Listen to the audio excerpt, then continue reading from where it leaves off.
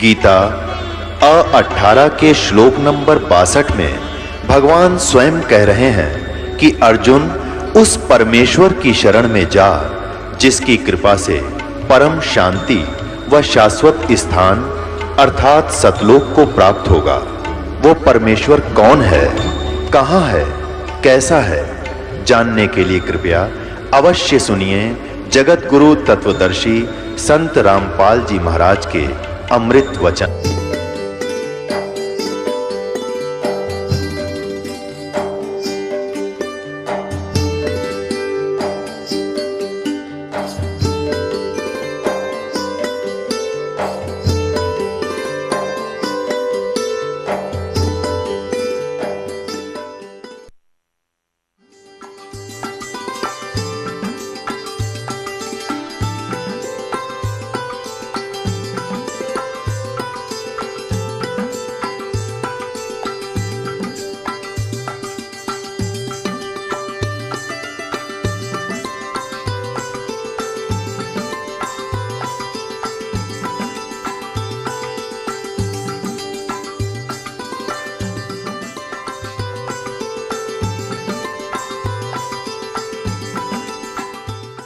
कि आर्य समाज स्वामी दयानंद और वेद परमात्मा को निराकार मानते हैं। अभी आपने सुने आर्य समाज प्रमुख के विचार और आइए अब जानते हैं जगत गुरु तत्वदर्शी संत रामपाल जी महाराज के विचार। आर्य समाज और महर्षि दयानंद तो कुछ भी मानते रहो, पर वेदों का नाम लेकर भी क्यों झूठ बोलते हो तुम। सत्यार्थ प्रकाश झूठार्थ प्रकाश है। महर्षि दयानंद एक नंबर का झूठा और अज्ञानी व्यक्ति था। ये देखिएगा, महर्षि दयानंद परमात्मा को निराकार मानते हैं, एक देश में रहने वाला नहीं मानते हैं। ये इनका सत्यार्थ प्रकाश ही आपको फिर दिखाते हैं। ये वही सत्यार्थ प्रकाश है।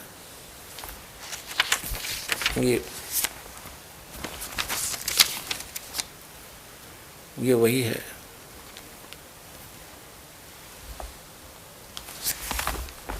इसके 154 पृष्ठ पर 7वें समोल्लास में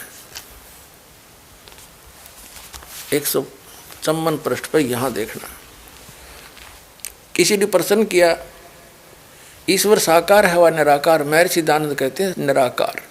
ठीक, अब महर्षि दयानंद की तरफ से फाइनल हो गया कि परमात्मा निराकार है, वो मनुष्य जैसा नहीं है, वो किसी एक स्थान पर नहीं रहता। और सत्यार्थ प्रकाश इसका सत्यानाश प्रकाश है। और एक अर्थ की बात है, खुशी की बात है कि महर्षि दयानंद जी वेदों को सत्य मानते हैं और कहते हैं, लिखा है उन्होंने कि वेद में जो लिखा हमें स्वीकार्य है और वेद के विरुद्ध हम किसी की बात को नहीं मानेंगे। अब आपको फिर दिखाते हैं वेदों में परमात्मा कैसा है, देखिएगा। अब सत्यार्थ प्रकाश रख दिया, ऋग्वेद हमने फिर ले लिया। ये है ऋग्वेद,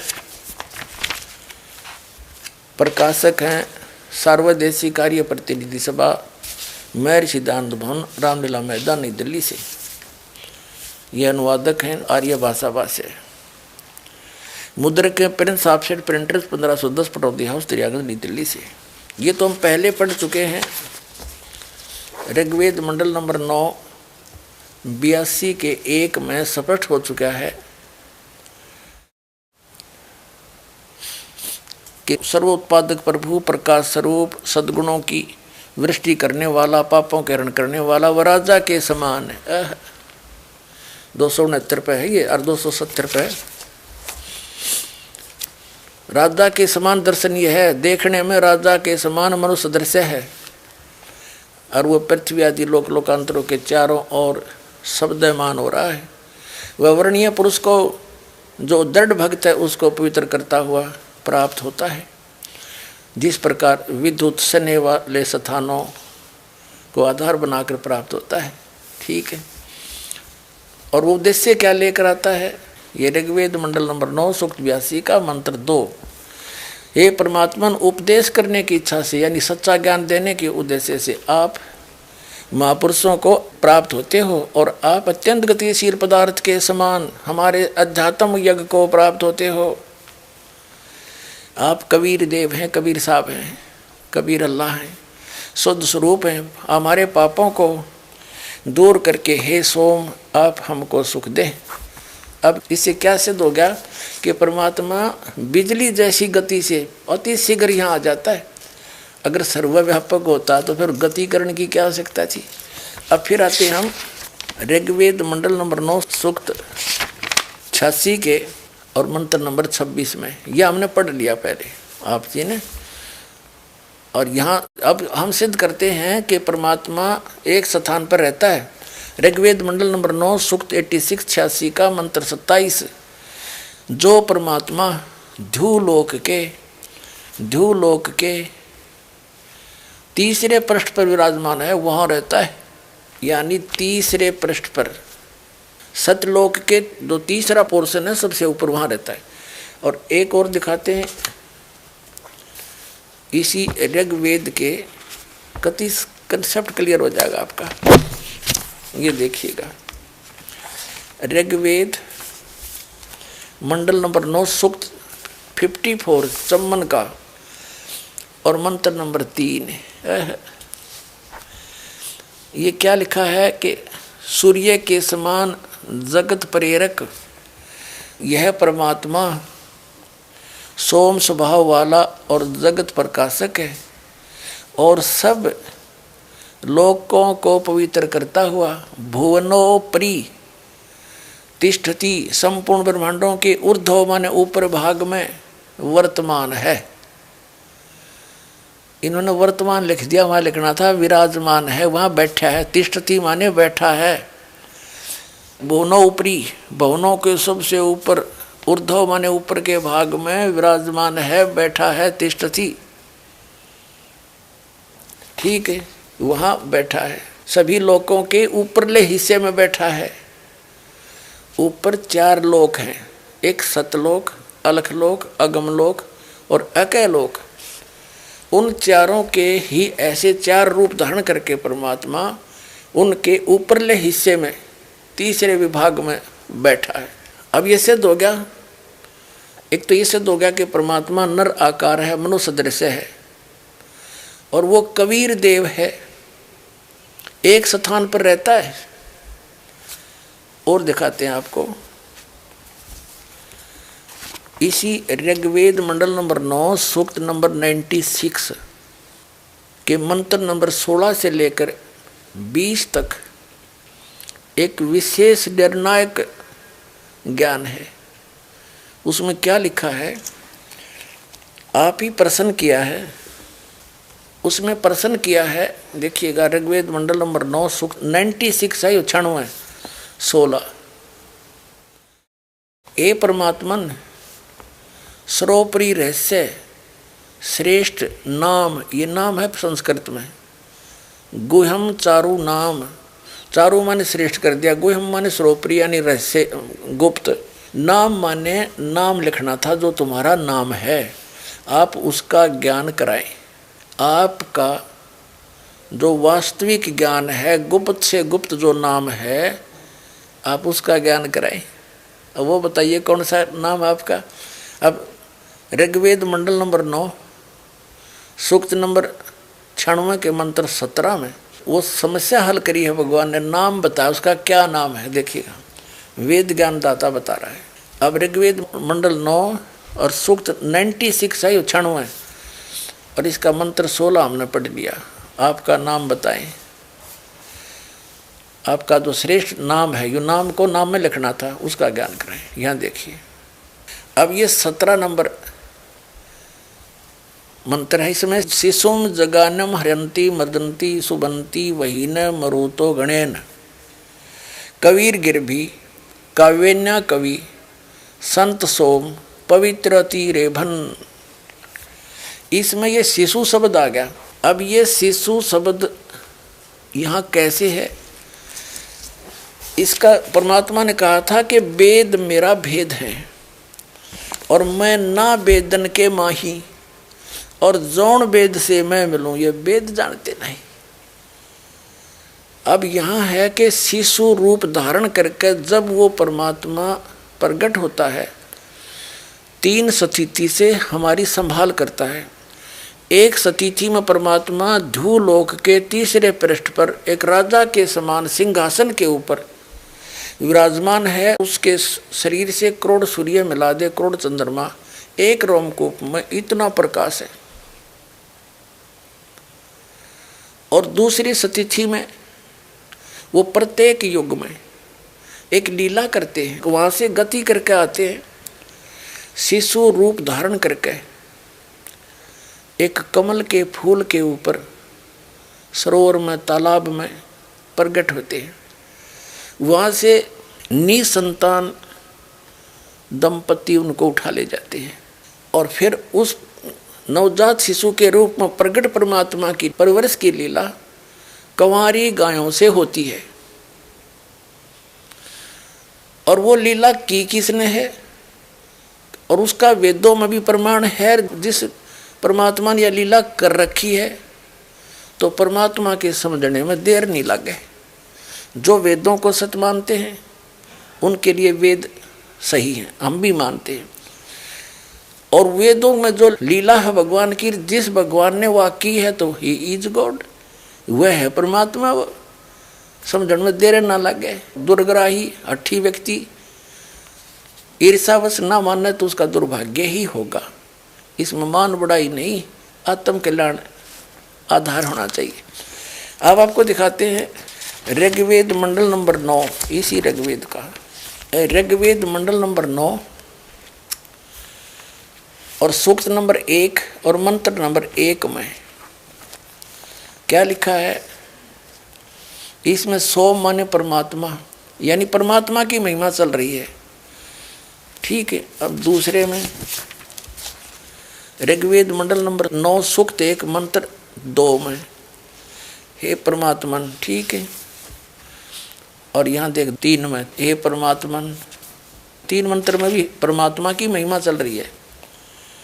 और 4 में हे परमात्मन आप, और 5 में हे परमात्मन आप, यानी परमात्मा के विषय में चल रहा है। और ऋग्वेद मंडल नंबर 9 सूक्त 1 मंत्र 6 में भी हे परमात्मन। अब 7 में इनका याद आ गया कि भगवान तो हमने निराकार बता रखा है, तो वहाँ पुरुष लिखना शुरू कर दिया। इसी तरह इन्होंने 8 में भी उस पुरुष को, पहले पुरुष का निर्णय करते। पुरुष माने क्या होता है, इन्हीं के शब्दों में वेदों से ही वेदों को सिद्ध करेंगे। कांटे तो कांटा निकला करें। ये देखिएगा, ये यजुर्वेद इन्हीं विद्वानों के अनुवादित हैं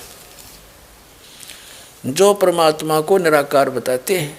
सर्वदेशी कार्य प्रतिनिधि सभा 2/5 दानंद भवन रामलीला मैदान नई दिल्ली से। ये आर्य भाषा भाष्य है।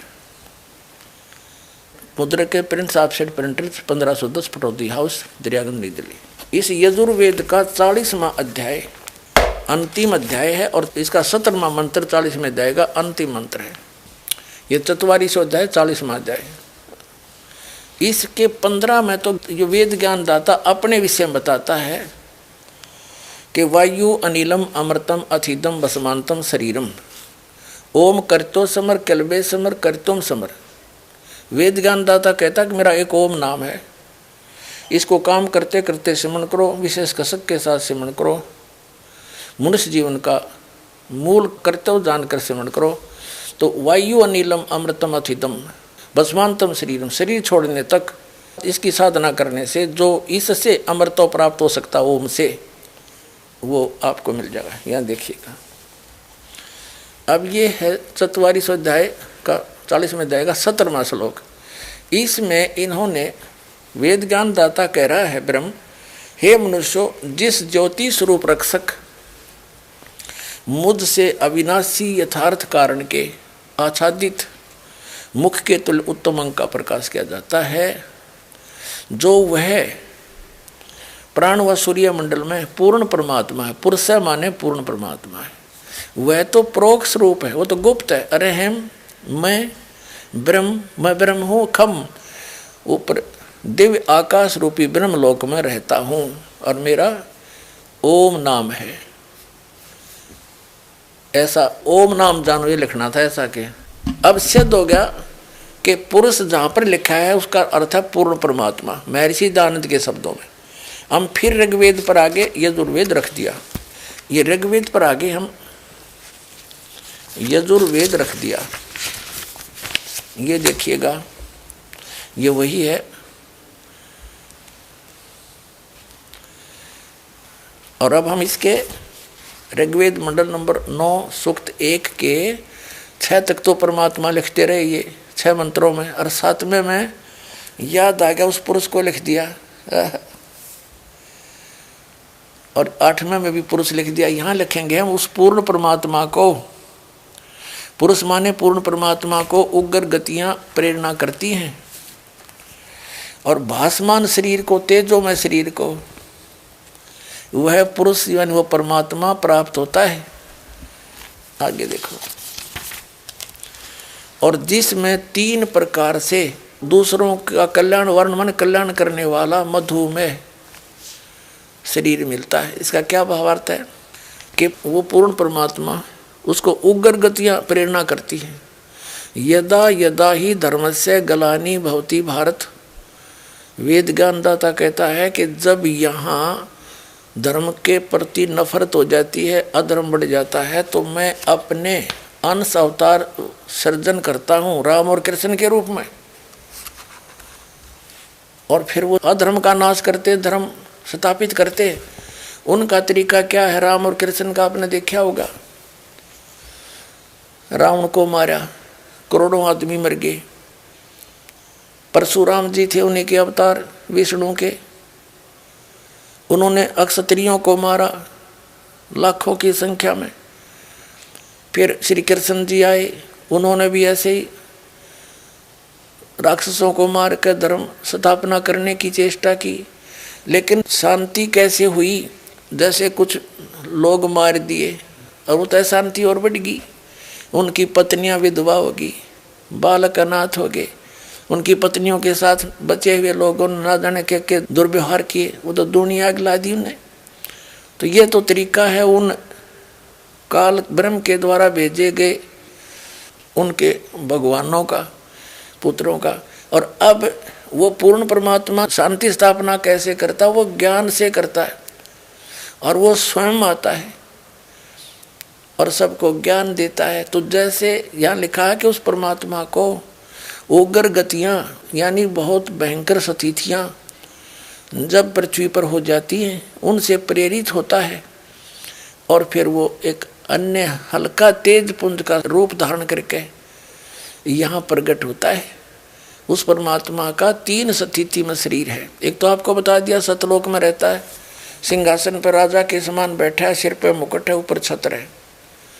वेद भी बताते हैं जिन महापुरुषों को परमात्मा मिले और ले गए वापस छोड़ा, उन्होंने भी यही बताया। अरस कुरुस पर समेत गुमत है, जहाँ परमेश्वर का डेरा, सवेत छत्र सिर मुकुट विराज है, और देखत ना उस चेहरे नु। एक स्थिति वहाँ रहते हैं उनके, जो सतलोक में रहता परमात्मा सिंहासन पर बैठे राजा के समान, उनके एक रोमकूप में करोड़ सूर्य मिला दे, करोड़ चंद्रमा। इतना तेज है उस रूप में। नौका नु यहाँ आ जाओ उसी शोभा से, तो हम देख नहीं सकते, हमारी चरम दृष्टि बंद हो जा। तो इसलिए परमात्मा अन्य हल्के तेज पुंज का अपने रूप को सरल करके आता है। ऋग्वेद मंडल नंबर 9 सूक्त 86 के मंत्र 26 में आपने देखा कि अपने रूप को सरल करता हुआ हल्के तेज पुंज का करके आता। जैसे एक कमरे में 4-5 टाइप की ट्यूब लाग रही हो, 1000 की, एक 500 की, एक 100 की, और एक 10 वाट की या 0 की। जब फुल रोशनी होती है तो सभी जगा ले, उनकी आवश्यकता हो, और सबको बंद करके 0 का बल्ब ऑन रख लिया, पर्याप्त प्रकाश है उसमें, उसको उसकी आवश्यकता उतनी है तो उतना ही रहेगा। ऐसे ही परमात्मा अपने शरीर के नूर को हल्का कर लेता है, कम कर लेता है, फिर वहाँ से चलकर आता है। अब दूसरी स्थिति आपको बता दी कि नवजात शिशु के रूप में कमल के फूल पर प्रत्येक युग में एक लीला करता है ऐसी, और सरोवर में कमल के फूल पर आता है, जिस कारण से जल के ऊपर विराजमान होने के कारण परमात्मा नारायण कहलाता है। नार माने जल, उसके ऊपर आकर विराजमान होने के कारण वो परमात्मा नारायण कहलाता है। और वहाँ से निसंतान दंपति उन्हें उठा ले जाते हैं। और तीसरी स्थिति में परमात्मा जब चाहे अन्य एक साधु ऋषि का रूप बनाकर, महात्मा का रूप बनाकर कहीं प्रकट हो जाता है और अच्छी आत्माओं को मिलते हैं। उनको फिर ज्ञान देते हैं, अध्यात्म ज्ञान से परिचित कराते हैं। अब दूसरी प्रकार के शरीर में वो परमात्मा शिशु रूप धारण करके आता है, दूसरी प्रकार की लीला करता हुआ। तो उसका प्रकरण देखिएगा। जब वो परमात्मा शिशु रूप धारण करके आता है और उसको निसंतान दंपति कमल के फूल से उठा ले जाते हैं, तो उनकी परवरिश की लीला कंवारी गायों द्वारा होती है। वो पूर्ण परमात्मा होता है जो ऐसी लीला करता है, ये वेद बताते हैं। देखिएगा, ऋग्वेद मंडल नंबर 9 सूक्त 1 का अब मंत्र नंबर हम 8 पढ़ चुके हैं, अब 9वां पढ़ेंगे।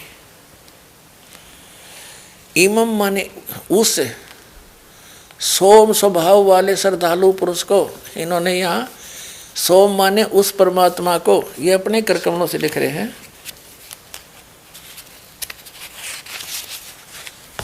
ये देखिएगा, इसी के प्रथम मंत्र में सोम माने परमात्मा,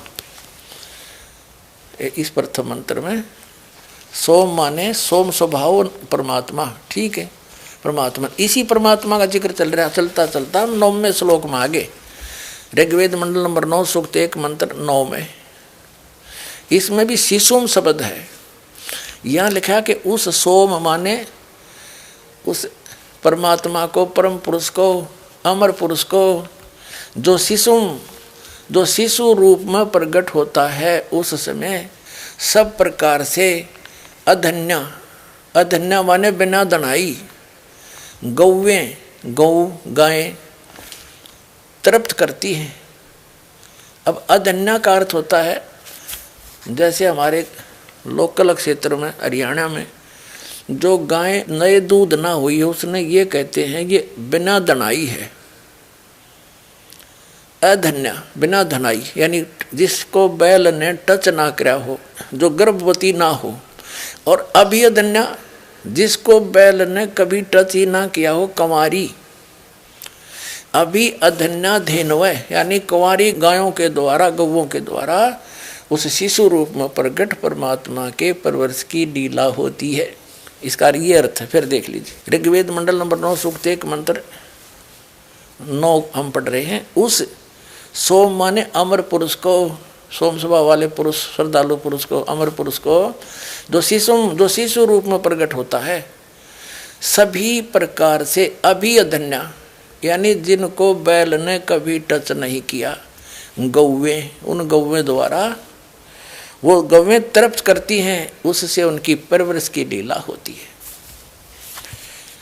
जो वेदों में लिखा है, वर्णन है वो परमात्मा की महिमा, और ऐसी लीला जिसने की हो तो कौन है परमात्मा? वही है परमात्मा।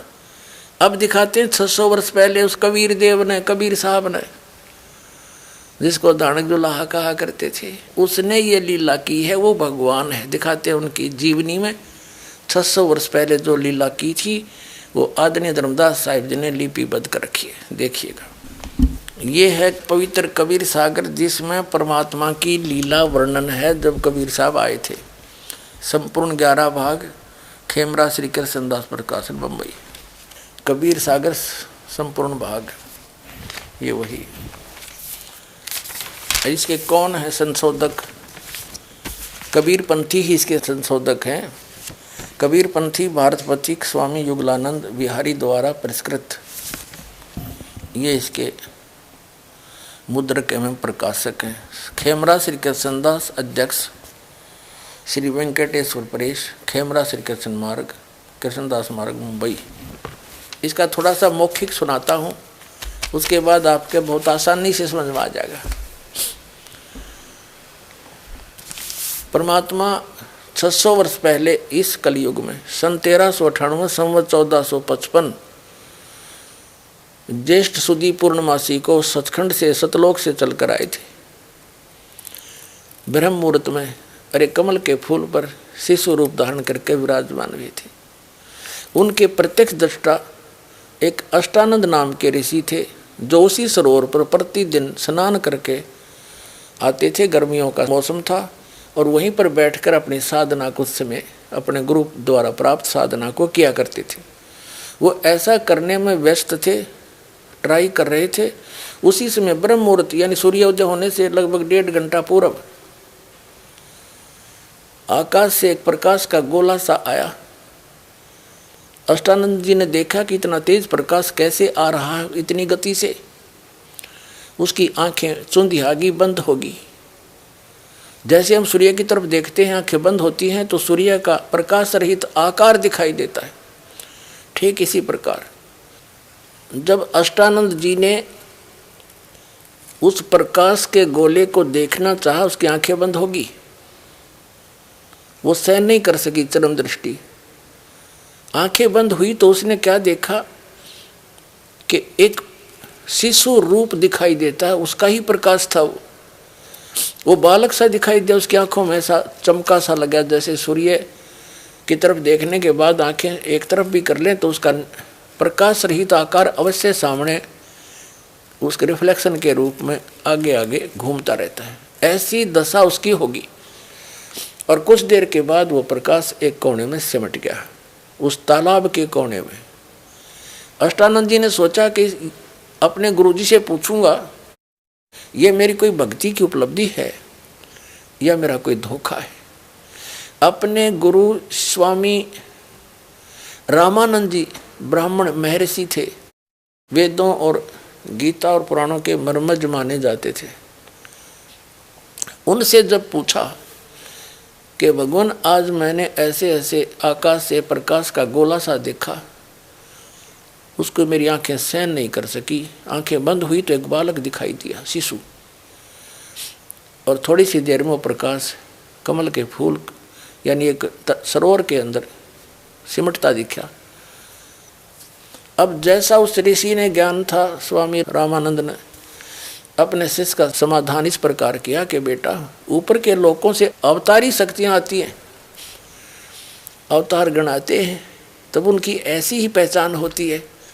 तारा सा टूटता है, यहाँ कहीं माँ के गर्भ से जन्म लेंगे। अब उन्हें इतना ज्ञान था कि इनके भगवान माँ से जन्म लेकर आते हैं, लेकिन ये परमात्मा सबका जनक है, सर्वोत्पादक है। ये किसी माँ से जन्म नहीं लेता, ये स्वयं आकर प्रकट हुए थे। तो नीरू नीमा नाम के वो पहले गौरी शंकर नाम के ब्राह्मण थे और सरस्वती उसकी पत्नी थी। वो शिवजी के पुजारी थे, बड़े ईमानदार ब्राह्मण थे। कथा करते थे, किसी को भ्रमित नहीं करते थे। जो पैसा आ जाता था दक्षिणा का, उससे निर्वाह चलाते थे और उससे जो बच जाता था धर्म में लगा देते थे। वो किसी को भ्रमित नहीं करते थे, गुमराह करके नहीं ठगते थे। सबसे ज़्यादा प्रशंसा के पात्र वो उस क्षेत्र में हो गए थे। अब इस कारण से अन्य ब्राह्मण उनसे ईर्ष्या किया करते थे कि इसने हमारी रोजी रोटी खोजी। इस बात का मुसलमानों को ज्ञान था कि हिंदू धर्म का प्रचार ये गौरी शंकर कर रहा है ब्राह्मण। और उनको ये भी मालूम था कि अन्य इनके ब्राह्मण जो गुरु हैं, जो दुनिया जिनके पीछे लगी है, वो अधिकतर इसके विरुद्ध में है, इसे ईर्ष्या करते। इसका फायदा उठाकर मुसलमानों ने गौरी शंकर सरस्वती को जबरदस्ती मुसलमान बना दिया। उनके ऊपर अपना जूठा पानी छिड़क दिया, सारे घर में छिड़क दिया और कह दिया ये मुसलमान बन गया। दूसरे ब्राह्मण जो उससे ईर्ष्या करते थे गौरी शंकर से, उन तो बड़ी खुशी हुई, सब जगह मुनादी करा दी, गौरी शंकर मुसलमान बन गया है, उसका भाईचारा बंद, गंगा में स्नान बंद। 1 मिनट में कर गए काम और वो विवश हो गए। उनका नाम रख दिया नूर अली, जिसको नीरू कहने लगे, और सरस्वती का नाम रख दिया नियामत, उसको नीमा कहने लगे। नीरू और नीमा नाम से वो प्रसिद्ध हो गए। अब उनके पास रोजी रोटी निर्वाह की समस्या आई तो उन्होंने एक कोई ऐसा काम देखना चाहा जो बगैर पैसे के शुरू हो। उन्होंने कपड़ा बुनने का काम शुरू कर दिया। किसी ने सलाह दे दी, और कपड़ा बुनने में कुछ नहीं करना, 4 लकड़ के लठ गाड़ने होते हैं, तार पूरा अपना उस पर लागे करने। जिस कारण से वो जुलाहा कहलाए। वो निसंतान थे, आयु बहुत होगी थी, 60 वर्ष के आसपास। उनका गंगा में स्नान करना बंद करा दिया था, तो वो उस लहर तारा तालाब में स्नान करने जाया करते जहाँ परमात्मा आकर विराजमान हुए थे कमल के फूल पे। वो लहर तारा तालाब उसका नाम इसलिए पड़ा था कि वर्षा के दिनों में जब गंगा दरिया फुल स्विम में यानी खूब बहकर चलती और भरकर चलती थी, तो गऊ घाटों के ऊपर से ओवरफ्लो होकर के पानी उछल कर लहरों से एक सरोवर का रूप धारण कर लेता था और सारा वर्ष निर्मल जल गंगा का पवित्र रहता था। उसमें कमल के फूल उगे हुए थे। वे प्रतिदिन वहाँ स्नान करने जाते थे। वो उनकी झोंपड़ी से लगभग 4-5 किलोमीटर की दूरी पर था। तो प्रतिदिन स्नान करने जाना था, उधर से परमात्मा ने आना था। वो निसंतान थे। वहाँ से मालिक को कमल के फूल पर पाकर बड़े प्रसन्न हुए। लंबी कहानी फिर बताएंगे, लेकिन आज प्रसंग कोई और है। वो घर ले आए। अब 25 दिन हो गए, कुछ ना खावे ना पीवे, मुंह बंद कर ले। बड़े चिंतित हुए। नीमा बड़ी परेशान होगी कि हे शंकर भगवान, या तो यू देना ही नहीं था लाल, अपने रो पीट का टाइम पास कर रहे थे, और आज आपने लाल दिया, बच्चा दिया है, अब ये कुछ खा पी नहीं रहा, भगवान भी वापस ले रहे हो। बहुत बुरी तरह रो रही थी कि कहा था कि यदि ये बच्चा मर गया तो साथ मरूंगी, फाइनल फैसला। तो परमात्मा ने सोचा है बुढ़िया मरेगी। शिव जी को प्रेरित किया, शिव मंडल से, शिव के लोक से एक साधु रूप बना कर आया और कहा माई क्यों रो रही है, कारण पूछा, बताया। साधु रूप में खड़े शिव जी ने कहा कि देखा तेरा बेटा कहाँ, लाइए। नीमा परमात्मा को पालने से उठा के लाई और सोची महात्मा के चरणों में डाल दूं, बच्चे की जान बख्श दे। जो ही चरणों में डालना चाहा, बच्चा आकाश में उड़ गया और उस साधु शिव जी के सिर के समान हवा में खड़ा हो गया, से ठहर गए। अब शिव जी समझ गए कि माई ये तो बहुत सिद्धि वाला बालक है। ऐसे हाथ किया शिव जी ने उसके हाथों में आगे, और 7 बार चर्चा करी दोनों ने। परमात्मा ने कहा नवजात शिशु रूप में कि महात्मा जी इनसे कहो कुंवारी गाय लाओ, उसका दूध पीऊंगा मैं। अब नीमा से कहा शिव जी ने कि तेरे पति को बुला और एक कुंवारी गाय लाओ और कोरा बर्तन लाओ को मार के, तो एक छोटा सा मटका। ऐसा ही किया गया। फिर बोले भगवान 25 दिन की लीला में आयु में कि महात्मा जी आप इसके ऊपर थपकी लगा दो बछिया के कमर पे, तब यह दूध देगी। शिव जी ने थपिया लगाई, थपकी लगाई, लंबे लंबे सतन हो गए। पात्र वो नीचे रखा हुआ था कोरा, वो चल पड़ा, दूध अपने आप ने खूब जोर से धार बंध गई और पात्र भरते रुक गया। वह गाय फिर डेली दूध देने लगेगी, कुंवारी गाय। अपने आत्मा ये लीला किसने की जो वेद बताते हैं, वो ऐसी लीला करता जब शिव स्वरूप में प्रकट होता है। उग्र गतियां प्रेरणा करती है उसको। जब हाहाकार मच जाता, 600 वर्ष पहले आए थे परमात्मा, ऐसी शांति कर गए थे, अभी तक चल रही थी वो। अब 50 वर्ष से फिर बिजली गिर गई, हाहाकार मच गई। एक माया माया दिखाई देती है, कितना जुल्म हो गया, हाहाकार मचिए। अब ये धर्म की स्थापना फिर होगी इस दास के माध्यम से, और फिर से शांति होगी। तो उस समय परमात्मा जब आए थे 600 वर्ष पहले, ये लीला की थी और लिपिबद्ध की हुई है 600 वर्ष पहले की, आज की नहीं है ये। तो इसे आसानी से समझ में आ जाएगा हु इज गॉड, जिसके बारे में वेद भी बताते हैं और वो लीला कर रखी है। देखिएगा, ये कबीर सागर संपूर्ण 11 भाग, खेमरा श्री कृष्ण दास प्रकाशन, बम्बई।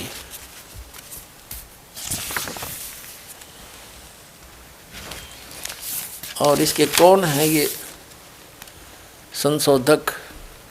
कबीर पंथी भारत पथिक स्वामी युगलानंद विहारी द्वारा पुरस्कृत।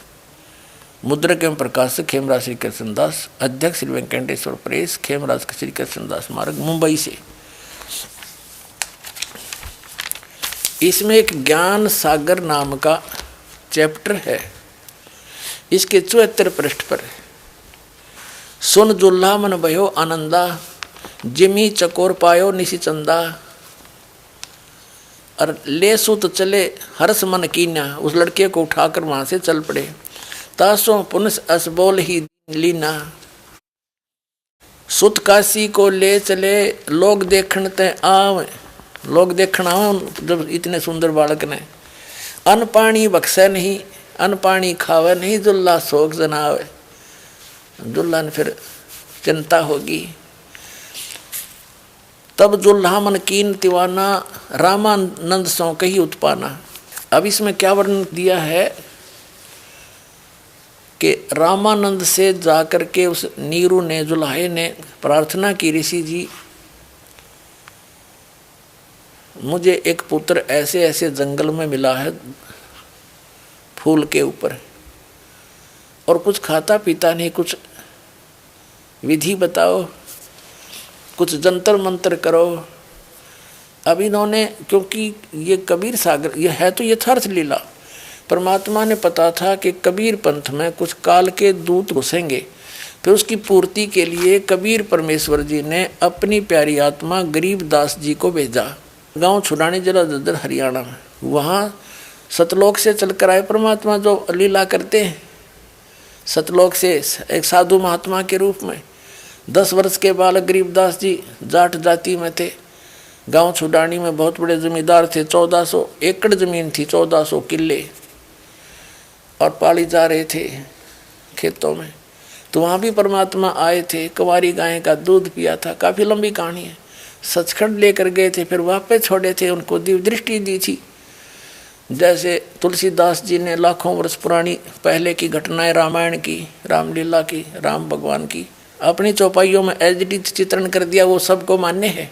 ऐसे ही गरीबदास परमात्मा को पूर्ण परमात्मा ने दिव्य दृष्टि दी थी।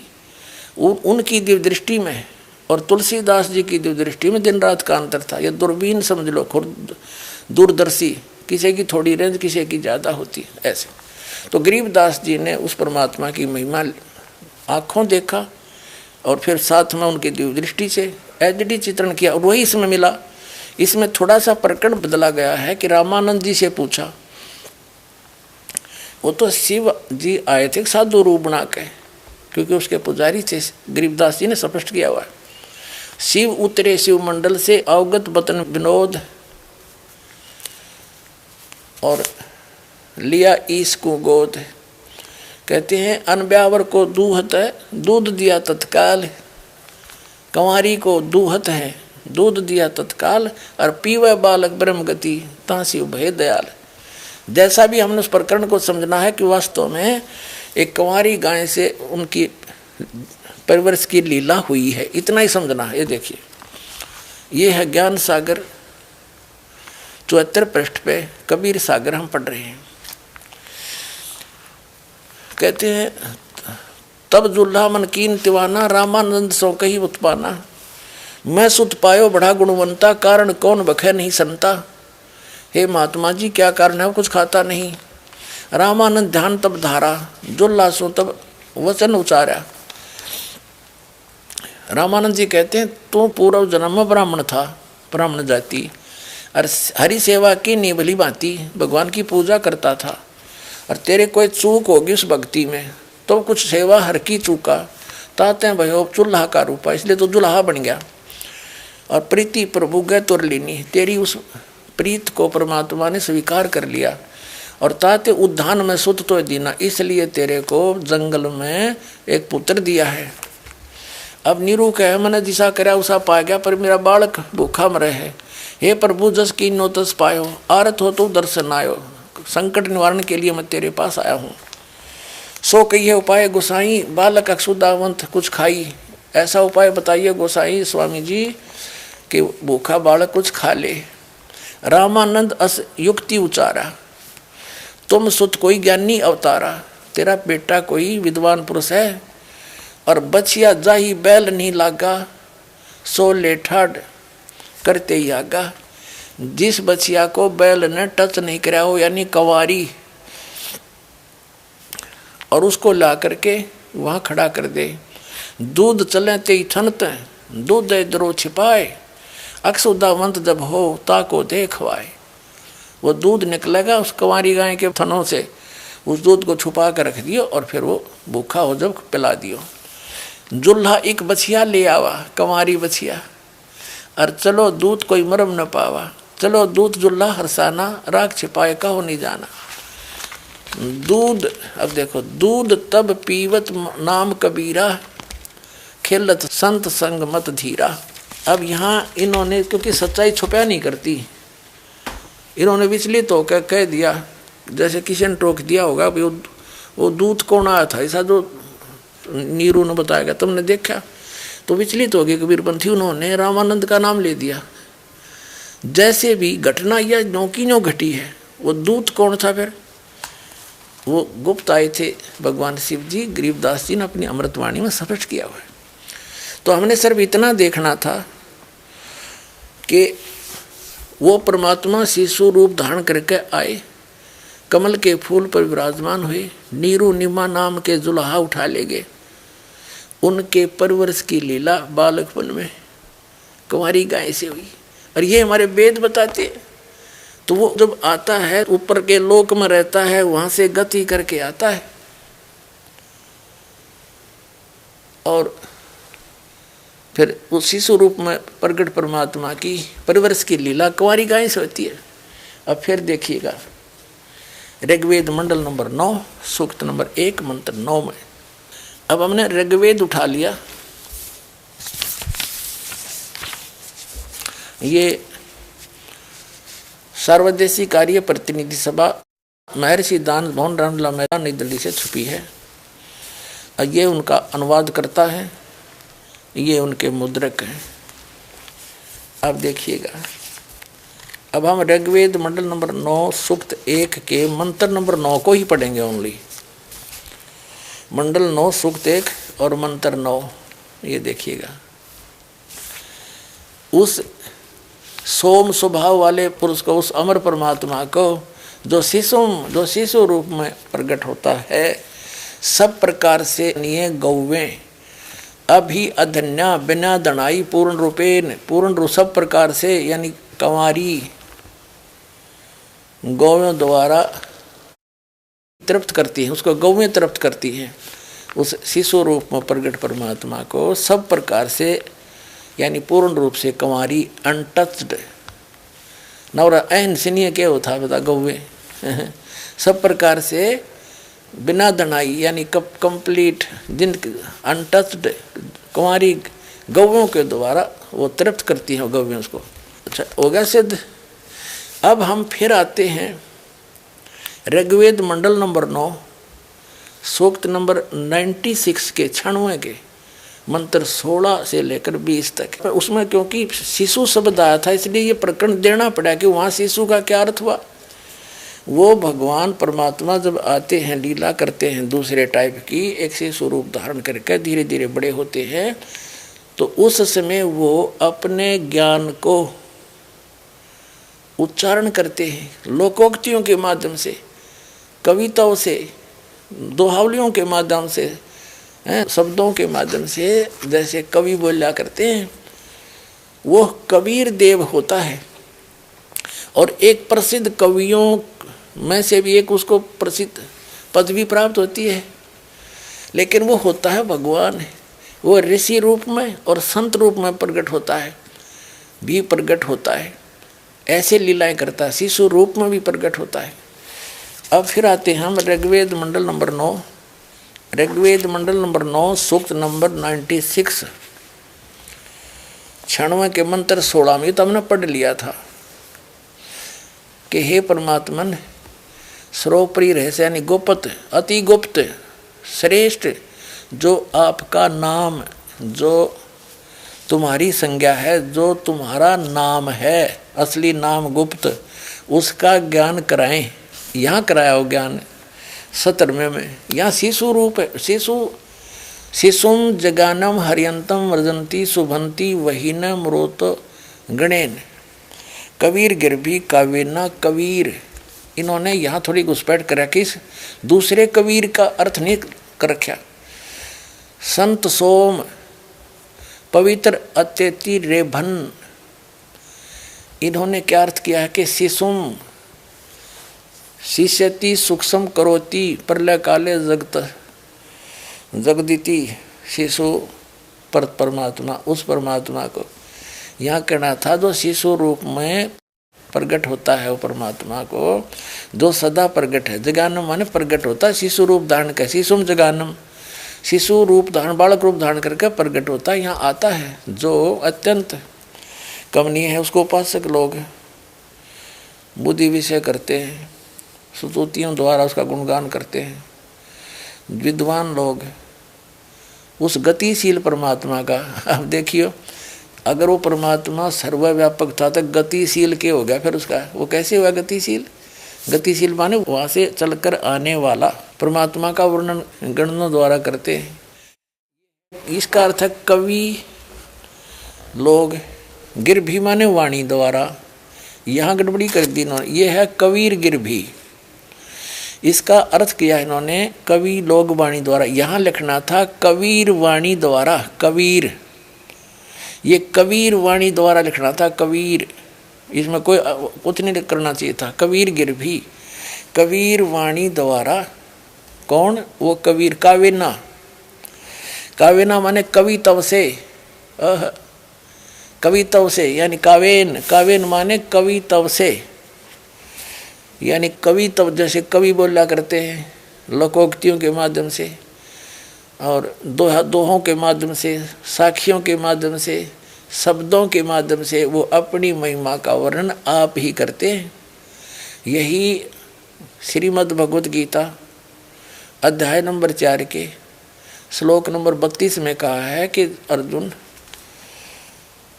यज्ञों यानी धार्मिक अनुष्ठानों की जानकारी ब्रह्मण मुखे सच्चिदानंद घन ब्रह्म के द्वारा अपने मुख कमल से बोलेगी अमृतवाणी में विस्तार के साथ कहे गए हैं। वो असली तत्व ज्ञान है। चौथे अध्याय के 34वें श्लोक में कहा कि उस तत्व ज्ञान को तू तत्वदर्शी संतों के पास जाकर समझ, उनको दंडवत प्रणाम करने से, कपट छोड़कर प्रसन्न करने से वो तत्वदर्शी संत तुझे तत्व ज्ञान का उपदेश करेंगे। तो यहाँ वही है कि वो परमात्मा कविताओं से, अपने मुख कमल से बोल बोल कर कविताओं के माध्यम से बोलता फिरता है, जिस कारण से वो एक प्रसिद्ध कवि की भी उपाधि प्राप्त कर लेता है। लेकिन वो होता है भगवान जो संत रूप में आता है, वो कबीर देव नाम है उसका। ये देखिएगा यहाँ आगे हम, ये है कबीर गिरभी कावेना कबीर संत सोम। वो परमात्मा भगवान होता है, वो कबीर नाम है उसका। और कबीर क्या गिरभी, इस कबीर का दूसरे कबीर का इन्हें कित वर्णन नहीं कर रखा। यहाँ देख, ये फुल पूरा देखिए इसको, ये अनुवाद है इनका। इसमें ब्रैकेट में है वह संस्कृत के शब्द। इसमें देखो शिशु, जगानम, अर्यंतम, मर्जंती, शुभंती, मरुतः, गणेन, वहीन, कबीर, ये एक कवि लिखा कबीर गिरभी कावेना कविताओं से सोम पवित्रम अत्यति, यानी इस कबीर का कित नाम नहीं। इससे सारा ही प्रकरण चेंज हो गया।